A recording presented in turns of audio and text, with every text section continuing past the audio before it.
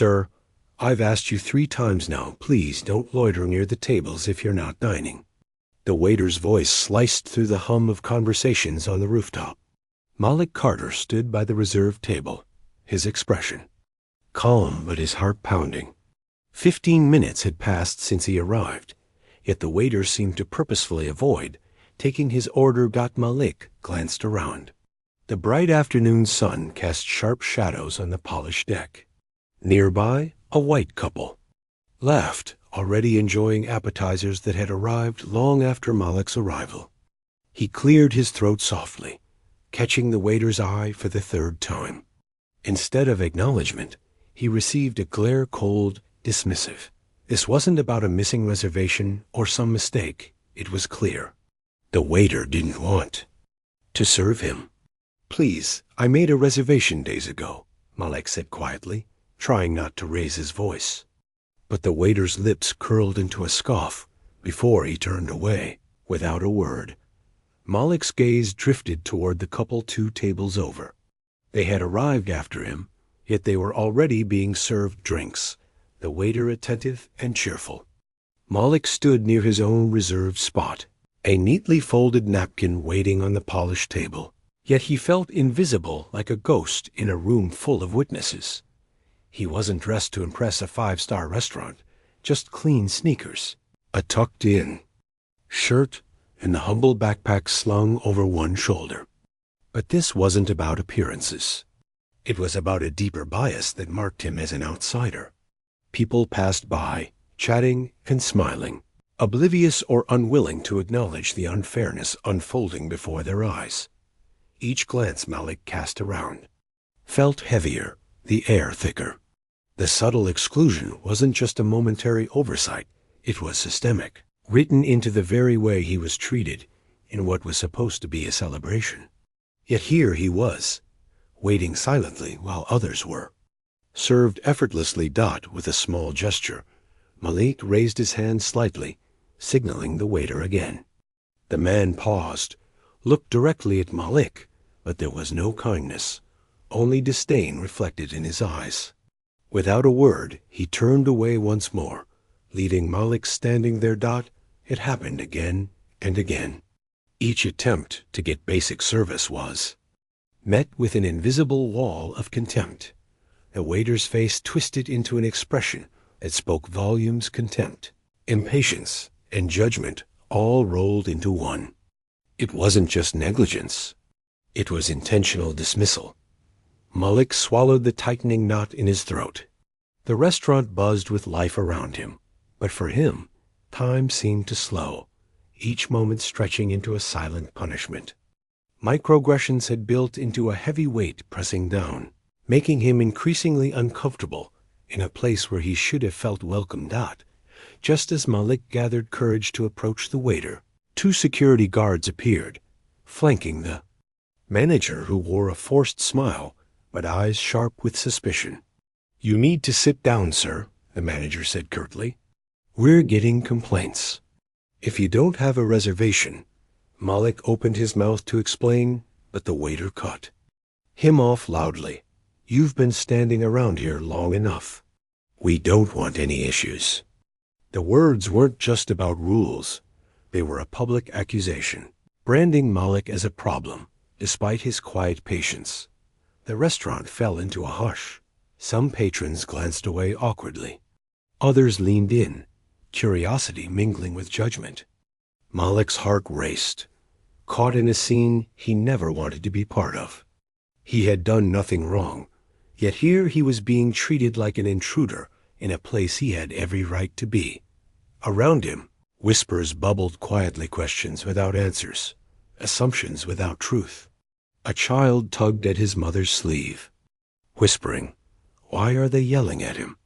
The woman squeezed her purse tighter, eyes darting nervously, as if Malik's presence somehow threatened her. Phones peeked out from pockets and purses. Some people recorded the scene, others chose silence. The weight of collective gaze pressed on Malik, a mixture of sympathy and fear, palpable but distant. No one stepped forward to defend him. No voice rose to challenge the injustice openly. In that moment, Malik felt the full force of exclusion, not just from service, but from empathy. The room's warmth turned cold, and the laughter faded into a backdrop of tension and discomfort. Then, as if the universe had shifted on its axis, the crowd parted. Idris Elba stepped onto the rooftop, sunglasses reflecting the bright afternoon. Light, calm and commanding, he walked with purpose, the murmur of recognition rippling through the patrons. Without hesitation, Idris approached Malik's table and pulled out a chair across from him. "Sorry I'm late, brother. Have you ordered yet?" His voice was steady, kind, and powerful, an unspoken shield against the hostility lingering in the air. The waiter's face drained of color, the manager stiffened, and all eyes turned toward the unexpected ally. The energy in the room changed instantly. Where moments ago there had been judgment, now there was awe and shifting respect. The screen fades to black, the tension hanging thick in the air. A voice cuts through softly. "Here's how we got here." This moment holds the audience captive, a breath suspended between conflict and resolution. What led to this injustice? What battles lay beneath this confrontation? The story pauses, promising to unravel the roots of bias and resilience that brought Malik to this moment. Malik's phone buzzed with the final confirmation. The funding deal was sealed. Years of relentless nights, countless pitches, and setbacks had led to this moment a celebration he'd earned. He glanced out the airplane window as the sun dipped over Los Angeles, the city sprawling beneath him. Like a dream come to life, this wasn't just another trip. It was the culmination of everything. The struggles, the sacrifices, the hope. Made it. Malik whispered to himself, his voice steady but filled with pride. Today, he wasn't just a tech entrepreneur from Atlanta. He was a man on the brink of changing the game for himself and for the communities he'd vowed to uplift. Growing up, Malik's world was shaped by his mother's unwavering strength. A single parent working 2 jobs, she instilled discipline and dignity amidst poverty's harsh realities. "Keep your head high," she'd say, "but never forget where you come from." Those words became his compass, guiding him through college scholarships and sleepless nights, building an app aimed at empowering underserved neighborhoods. His vision wasn't just about profit. It was a mission to give voice and opportunity to those overlooked by the system. Every setback reminded him why he couldn't afford to quit. His success carried the weight of generations before him and the hope of those behind him. Yet, despite the hard-earned victories, Malik was painfully aware of how the world saw him. At airports, his credentials were questioned. In boardrooms, his ideas were underestimated. "Just wait," he often told himself silently, enduring the sideways glances and subtle dismissals. Each microaggression was a reminder that, no matter his achievements, racial bias lingered, sometimes barely hidden, but always present. It was exhausting, this constant battle to prove his worth in spaces he'd fought so hard to enter. But retreat wasn't an option. Malik had a story to tell and a future to build. Days before the big day, Malik had booked a table at one of LA's finest rooftop restaurants. It was meant to be a quiet victory, a moment to breathe and savor success, surrounded by his team. He pictured the laughter, the clinking glasses, the celebration of milestones reached. But as he stepped through the doors today, the warmth he anticipated was replaced by chilly stares and hesitant glances. The reservation was there, clear as day, yet the staff treated him like an outsider, as if his presence was an intrusion, rather than a rightful celebration. The stark contrast between expectation and reality cut deeper than he expected. Malik had faced discrimination before. It was nothing new. But today, beneath his calm exterior, a quiet fracture was forming. Sting wasn't just about being overlooked or underestimated. It was a heavier blow, a subtle breaking point where patience thinned, and the weight of countless injustices settled like a stone in his chest. For the first time in a long while, Malik felt the urgent need to stand firm, not just for himself, but for all who bore silent wounds in places that promised respect but delivered anything but. The hostess looked up from her reservation book with a faint flicker of hesitation in her eyes. "Do you have a reservation?" she asked, her voice polite but tight, like she was double-checking if she'd heard him right. Double quotes. "Yes, Malik Carter." "For 1 p.m., he replied steadily. Showing her the confirmation on his phone. She flipped through the pages again, barely meeting his gaze. "I just want to make sure," she said, almost as if she didn't believe he belonged here. Malik noticed the subtle pause before she nodded and motioned him forward, but there was no warmth in her tone, only a cool professional distance that set the tone for everything to come. Guided to the reserved table, Malik settled into his seat, expecting at least a glass of water or a menu to start. But none arrived. The waiter passed by without a glance, busy attending to others. The hostess disappeared without a word, leaving Malik alone with the quiet hum of the restaurant. He glanced around, hoping for a sign that he was recognized as a guest, but the staff's cold efficiency spoke louder than any greeting. The simple courtesies everyone else enjoyed were withheld, leaving him feeling distant, unseen. Minutes later, a white couple arrived, smiling as they were warmly greeted by the same waiter who had ignored Malik moments before. The man pulled out the woman's chair with a grin. The waiter offered menus immediately, engaging in light, easy conversation. Malik's heart sank as he watched their interaction, the genuine care, the swift attention. They were newcomers, yet treated like royalty, while he, who'd been here long before, remained invisible. Malik raised his hand once, then twice, clearing his throat. Softly polite signals meant to catch the waiter's attention. Each time, the waiter's eyes flicked to him, then quickly away. On the third attempt, the waiter approached, face tight with forced patience. "I'll get to you," he said curtly. "Please be patient." The words were polite, but the tone was sharp, almost dismissive. It wasn't a promise. It was a warning. Malik could feel the weight of that subtle erasure, the deliberate delay rooted in disdain. Around Malik, the restaurant buzzed with energy. Glasses clinked, laughter floated, and waiters moved smoothly between tables. But on his own, silence hung heavy. Orders came and went at nearby tables, each greeted with warmth and promptness. Yet his calls for service went unanswered, swallowed by the busy air. The loneliness was suffocating, a quiet, relentless reminder that he was tolerated, not welcomed. It was a cruel invisibility, one that chipped away at his patience and pride. He caught glimpses of others noticing furtive glances, brief pauses in conversation, but no one stepped forward. Their silence screamed louder than words. Malik sat, surrounded by strangers, yet utterly alone.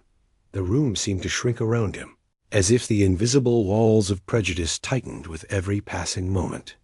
This wasn't just about being ignored. It was about being erased, right in plain sight. Before Malik even took a step, a firm hand blocked his path. The manager's voice cut through the murmur of the restaurant, cold and clipped. "Sir, you can't just stand there." Malik's heart sank, but his voice remained steady. "I'm waiting for my table. I have a reservation." The manager's gaze hardened. "We're getting complaints." "If you don't have a reservation," Malik tried to speak, to explain the confirmation on his phone, but was interrupted mid-sentence. The security guard appeared behind the manager, arms crossed, ready to enforce the dismissal. The tone was clear. Malik was already a problem, before he had a chance to prove otherwise. The waiter stepped forward, voice rising so everyone could hear.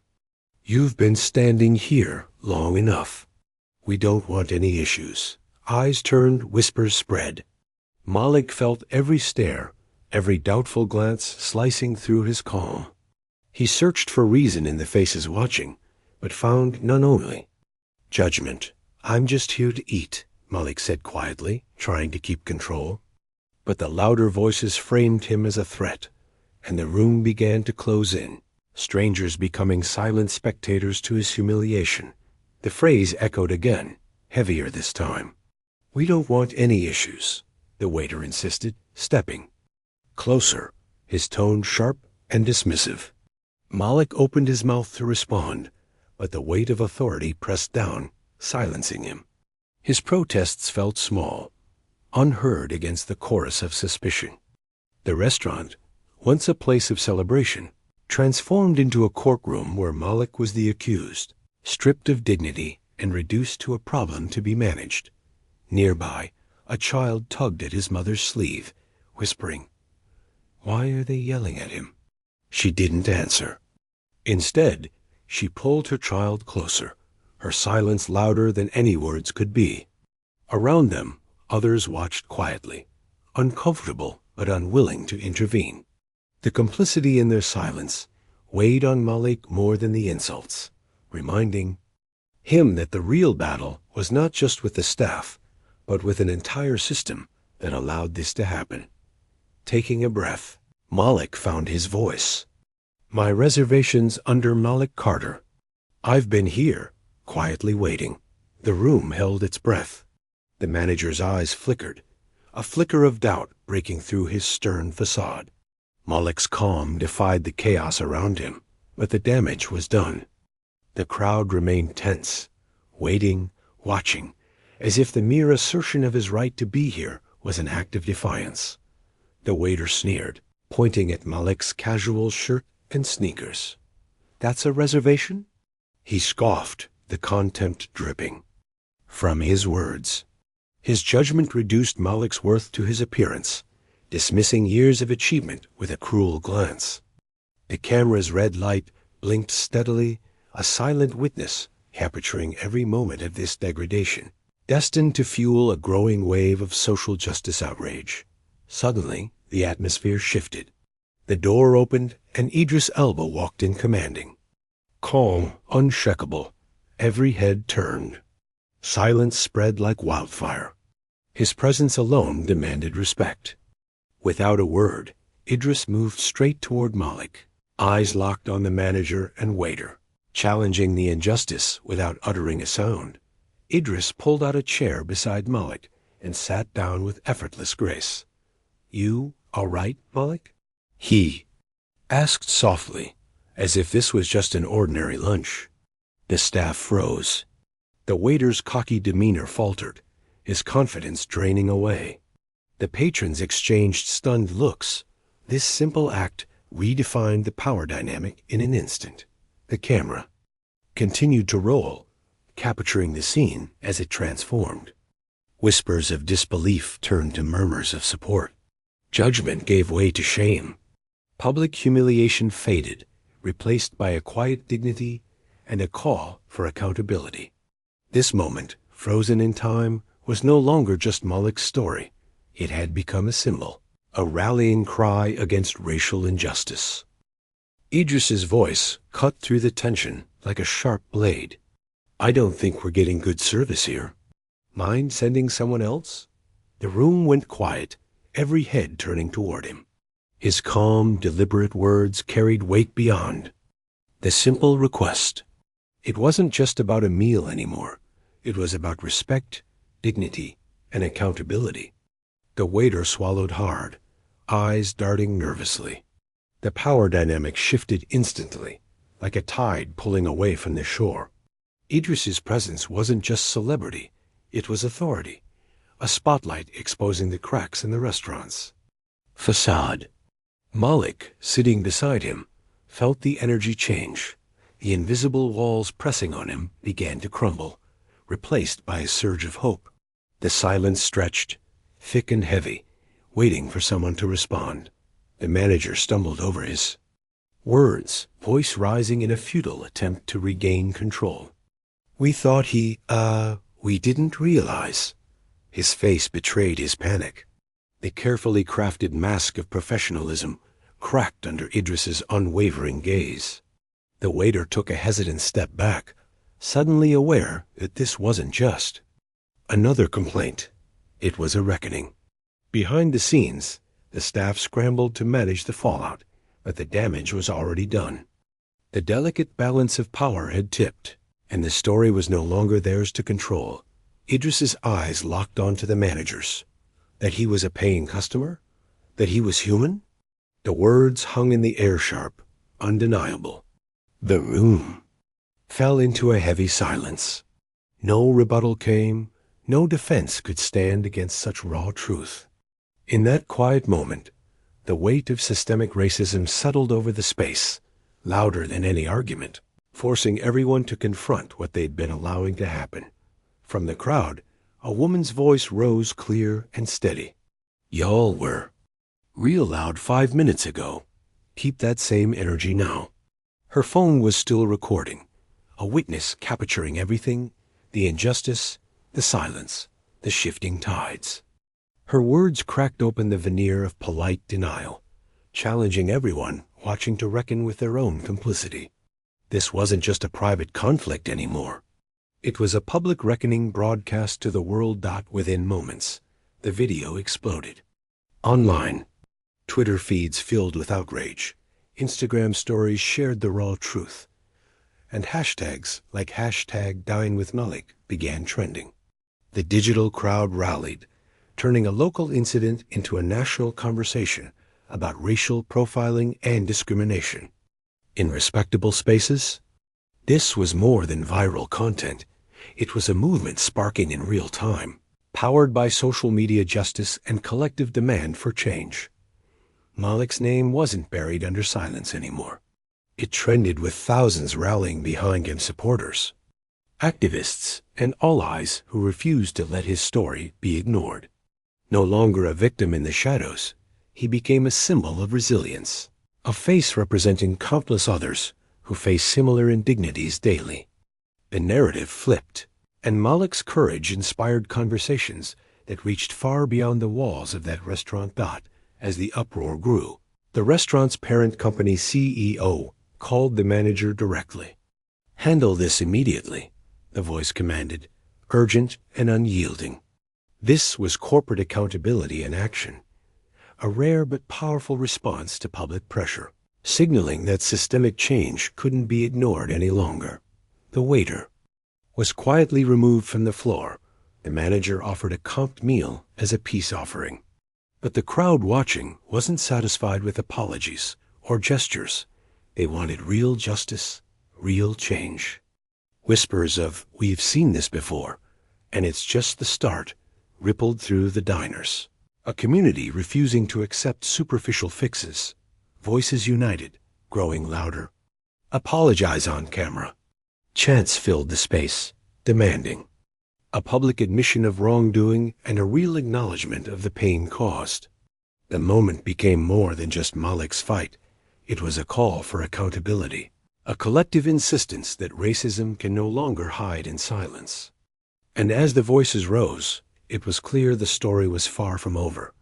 "Did you see this?" The question spread like wildfire across social media platforms. Overnight, Malik's confrontation video exploded online, capturing raw injustice in a way few dared to speak about. The #DineWithMalik surged, appearing on Twitter feeds, Instagram stories, and TikTok pages alike, rallying people worldwide to witness what had been hidden for too long. Views skyrocketed into millions, each share fueling a growing wave of outrage and solidarity. The world was watching, listening, and refusing to look away from the uncomfortable truth of racial profiling in supposedly respectable spaces. Malik's story had become a catalyst, sparking conversations from dinner tables to boardrooms about what respect and equality really meant. #DineWithMalik wasn't just a viral moment, it became a movement. Influencers and celebrities joined. The chorus, sharing their own experiences with public racism, adding their voices to the collective outcry. Everyday users posted stories of being dismissed, overlooked, or mistreated, revealing how widespread the problem truly was. Restaurants and hospitality venues felt the heat as customers demanded change, transparency, and accountability. The hashtag shook an entire industry, refusing to let racism stay hidden behind polished facades.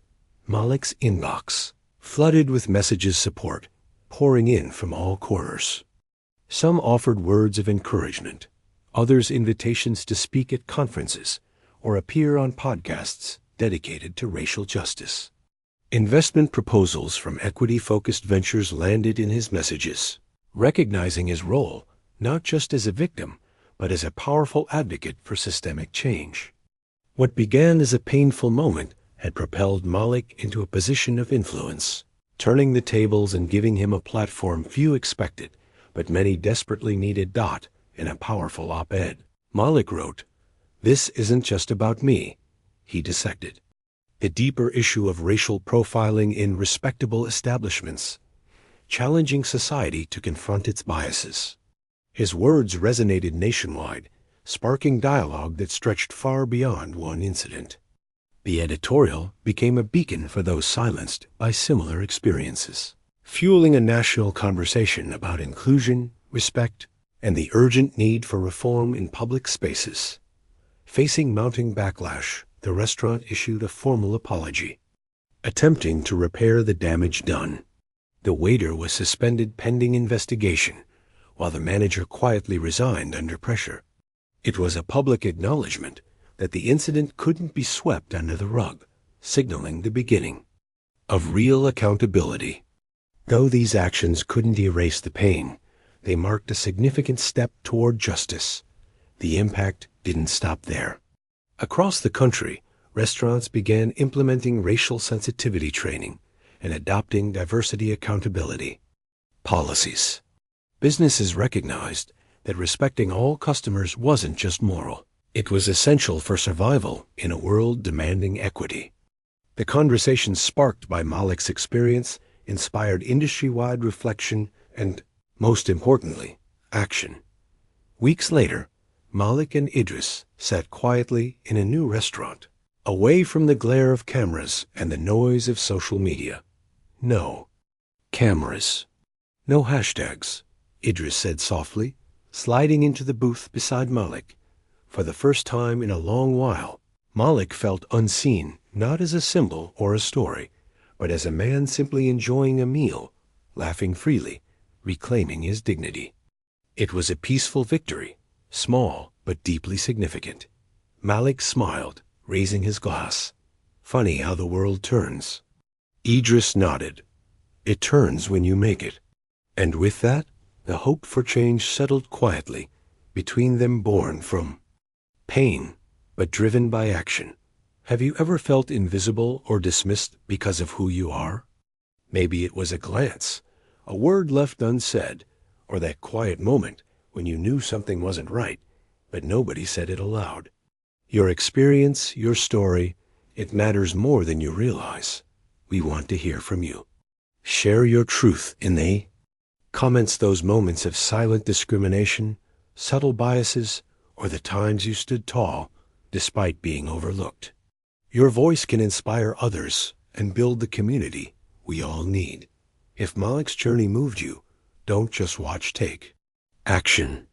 Like this video, share it with your friends, and subscribe to keep these important conversations alive. Together, we can spread awareness and challenge the injustice that persists. Change begins when we refuse to stay silent.